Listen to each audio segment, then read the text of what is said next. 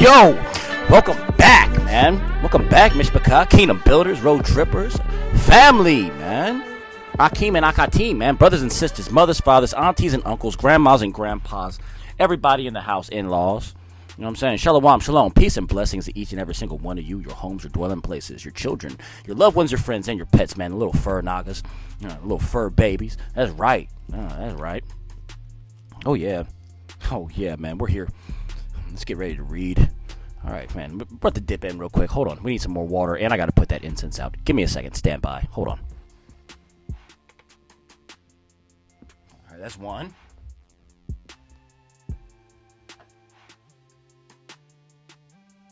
All right. That's two. That's two. All right. So we got both of them. Incense burning. Got some more water. All right, we're good to go.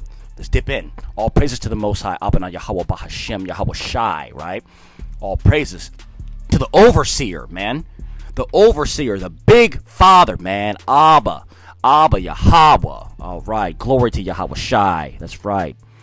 That's right. Hamashiach, the Messiah, the King, the High Priest, the highest of priests, right? Because you're going to be a king or a priest too, or a king and a priest. You will be both. You understand? 1/3. I'm talking to only you remnant. Only you remnant. I'm not talking to nobody else. Right? But our cleaving Gentile friends, you will have a chance of salvation. Right? Absolutely. Absolutely. And you will live one of the most peaceful existences that have ever been. Under righteous rulership of the 1/3 and the 144K. And the 24 elders, of course, right? And the 12 judges.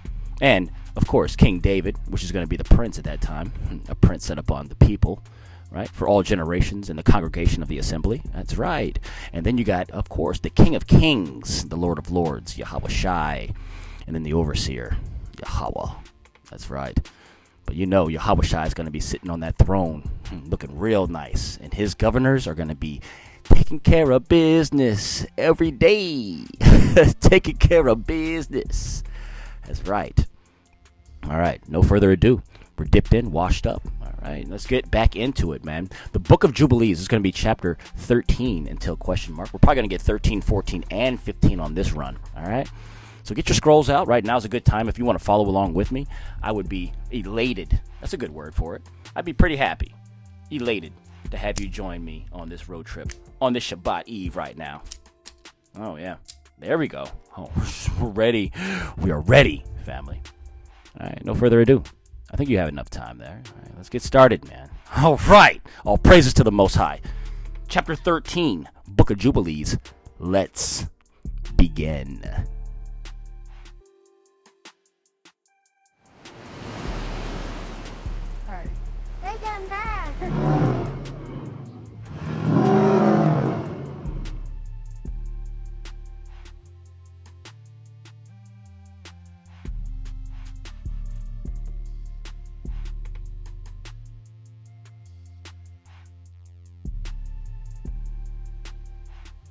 All right, family.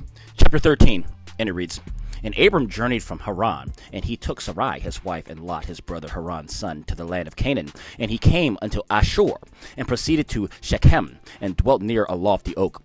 And he saw, and behold, the land was very pleasant from the entering of Hamath to the lofty oak. And the Most High said to him, To you and to your seed will I give this land. And he built an altar there, and he offered thereon a burnt sacrifice to the Most High, who had appeared to him. And he left from there unto the mountain with Bethel on the west of Ai, on the east, and pitched his tent there. And he saw, and behold, the land was very wide and good, and everything grew thereon, vines and figs and pomegranates, oaks and ilexes, and terebinths, and oil trees, and cedars, and cypresses, and date trees, and all the trees of the field, and there was water on the mountains. And he blessed the Most High, who had led him out of Ur of the Chaldees, and had brought him to this land, right, flowing of milk and honey.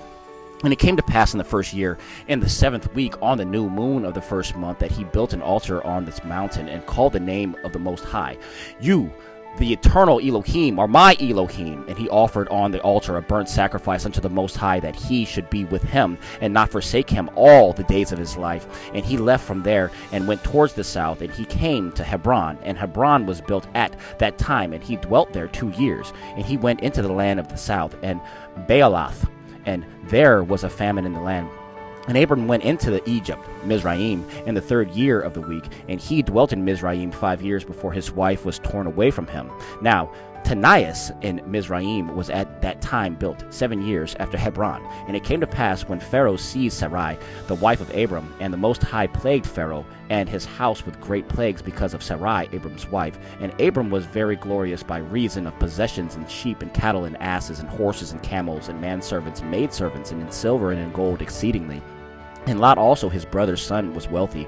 And Pharaoh gave back Sarai, the wife of Abram, and he sent him out of the land of Mizraim, and he journeyed to the place where he had pitched his tent at the beginning, to the place of the altar, with Ai on the east and Bethel on the west. And he blessed the Most High, his Elohim, who had brought him back in peace. And it came to pass in the 41st Jubilee, in the 3rd year of the 1st week, that he returned to this place, and offered thereon a burnt sacrifice, and called on the name of the Most High, and said, You, the Most High Elohim, are my Elohim forever and ever. And in the 4th year of the week, Lot parted from him, and Lot dwelt in Sodom. Remember, because they had so much in the valley. He's like, you go as far as you can east, and I'll go as far as I can west. But they had so much that they ended up stepping on each other's toes, so they ended up departing from each other. That's the reason why Abram and Lot separated. Remember that? That was back in the Old Testament. We read that maybe 2 months ago, maybe 3 months ago, okay? Let's continue. Right? All right. And the men of Sodom were sinners exceedingly, and it grieved him in his heart that his brother's son had parted from him, for he had no children. In that year when Lot was taken captive, the Most High said to Abram, after that Lot had parted from him, in the 4th year of his week, Lift up your eyes from that place where you are dwelling, northward and southward and westward and eastward, for all the land which you see I shall give to you and your seed forever. And I shall make your seed as the sand of the sea. Though a man may number the dust of the earth, yet your seed shall not be numbered. Arise, walk through the land, in the length of it, and the breadth of it, and see it all. For to your seed shall I give it. And Abram went to Hebron, and dwelt there. And in this year came Kedolamor. That's right, we read this one before. Kedolamor, king of Elam, and Amraphel, king of Shinar, and Arioch, king of Selasar, and Turgal, king of nations, and slew the king of Gomorrah, and the king of Sodom fled, and many fell through wounds in the valley of Siddim by the salt sea.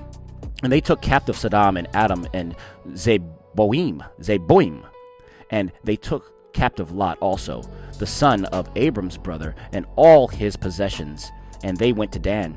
And one who had escaped came and told Abram that his brother's son had been taken captive, and Abram armed his household servants. He was ready for war for Abram.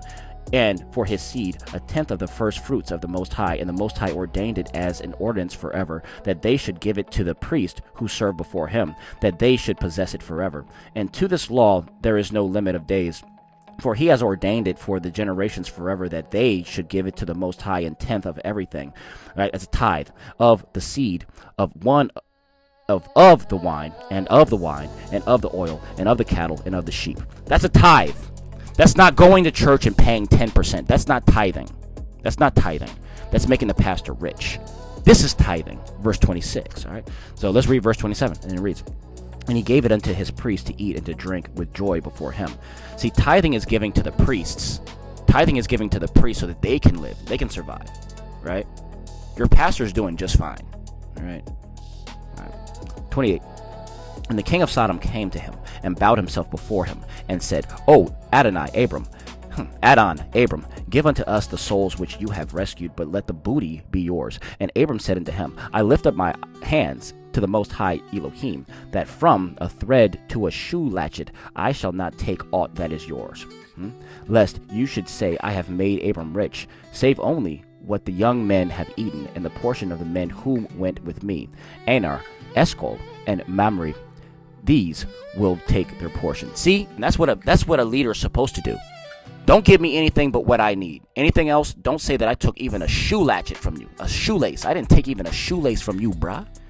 I got what I needed, I ate, and I spread it out among the people and my brethren and the priests. All right, that's the end of chapter 13. Hallelujah. Let's get some more. All right, let's go, man.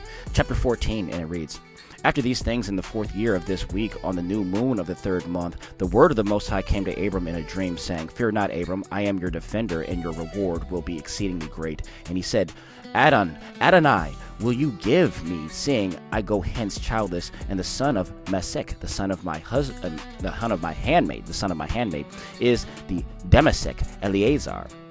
He will be my heir, and to me you have given no seed. And he said unto him, This man will not be your heir, but one that will come out of your own bowels, he will bear your heir. He will be your heir. And he brought him out abroad, and said unto him, Look toward heaven, and number the skies. Number the skies and the stars, if you are able to number them. And he looked toward heaven, and beheld the stars.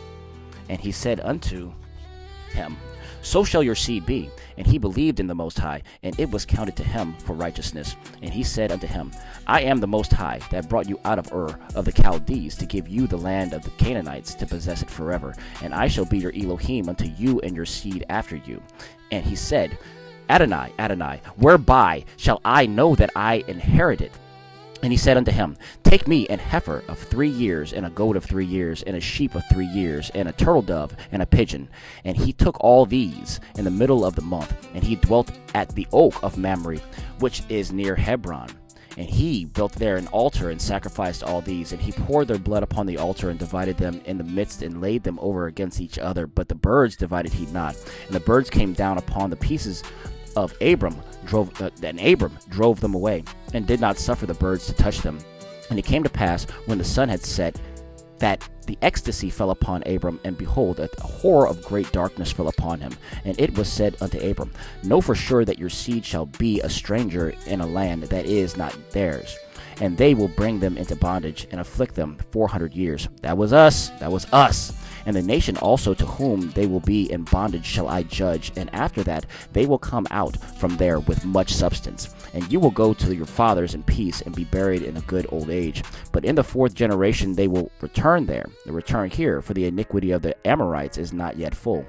And he awoke from his sleep, and he arose, and the sun had set, and there was a flame, and behold, a furnace was smoking, and a flame of fire passed between the pieces. And on that day the Most High made a covenant with Abram, saying, To your seed will I give this land, from the river of Mizraim unto the great river, the river Euphrates, the Kenites, the Kenizzites, the Cadmonites, the Perizzites, and the Rephaim, the Phachorites, and the Hivites, and the Amorites, and the Canaanites, and the Girgashites, and the Jebusites.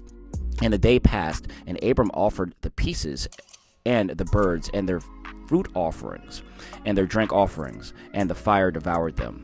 And on that day we made a covenant with Abram according as we had covenanted with Noah in this month. And Abram renewed the festival of ordinance for himself forever. And Abram rejoiced and made all these things known to Sarai his wife, and he believed that he would have seed, but she did not bear. And Sarai advised her husband Abram and said unto him, Go into Hagar, my Egyptian maid. It may be that I shall build up seed unto you by her. And Abram hearkened unto the voice of Sarai his wife, and said unto her, Do so. And Sarai took Hagar, her handmaid the Egyptian, and gave her to Abram her husband to be his wife. And he went into her, and she conceived and bore him a son, and he called his name Ishmael.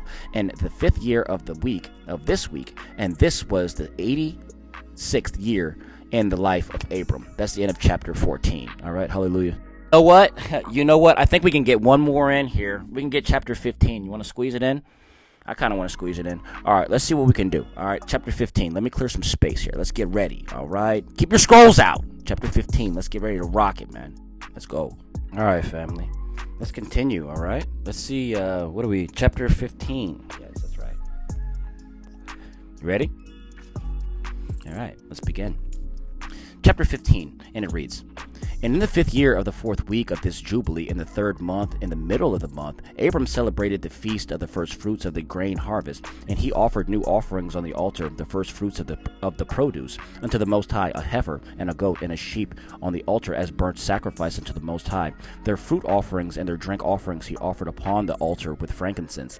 And the Most High appeared to Abram and said unto him, I am Yahweh El Shaddai. Approve thyself before me, and be you perfect, and I will make my covenant between me and you, and I will multiply you exceedingly. And Abram fell on his face, and Yahweh talked with him and said, Behold, my ordinance is with you, and you will be the father of many nations. Neither will your name any more be called Abram, but your name that from now on ever, for even forevermore, shall be Abraham.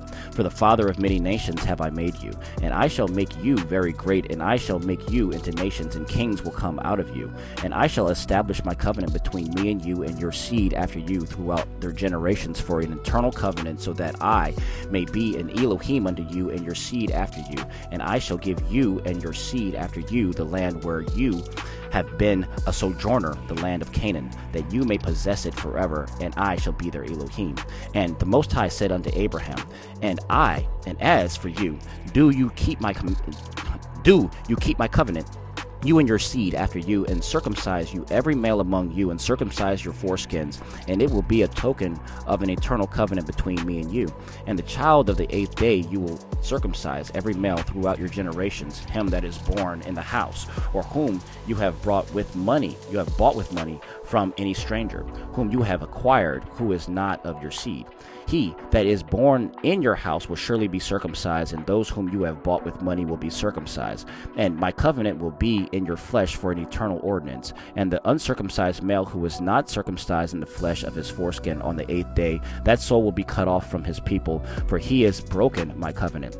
And Yahweh said unto Abraham, As for Sarai, your wife, her name will no more be called Sarai, but Sarah will be her name. And I shall bless her, and give you a son by her. And I shall bless him, and he will become a nation, and kings of nations will proceed from him.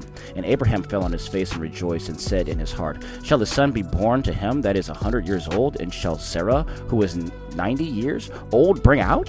And Abraham said unto Yahweh, Oh, that Ishmael might live before you. And Yahweh said, Yea, and Sarah also will bear you a son, and you will call his name Isaac. And I shall establish my covenant with him, an everlasting covenant, and for his seed after him.